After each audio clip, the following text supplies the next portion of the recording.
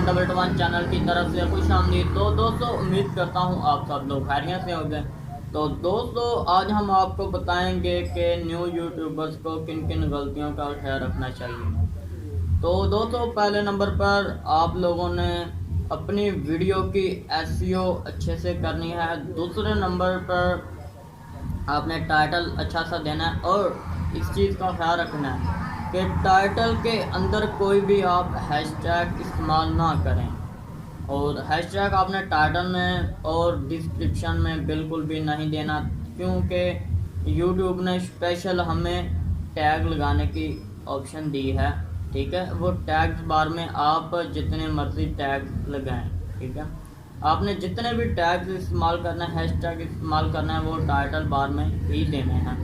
और थंबनेल तो कोशिश करनी है आप लोगों ने इस तरह का कुछ एडिट करना है थंबनेल जो भी कोई देखे और वो उस पर क्लिक करें। तो वो आप किसी भी ऐप से एडिट कर सकते हैं, किसी भी वेबसाइट से आप थंबनेल को ऐड भी कर सकते हैं। वो जहाँ से आपको अच्छा लगे, इजी लगे, वो बना सकते हैं। अभी तक आप लोगों ने हमारे चैनल को सब्सक्राइब नहीं किया तो आप लोगों से गुजारिश है कि आप लोग हमारे चैनल को सब्सक्राइब करें, हमारी वीडियो को लाइक करें और एक नीचे अच्छा सा प्यारा सा कमेंट कर दें। एसईओ का मतलब है सर्च इंजन ऑफ ऑप्टिमाइजेशन।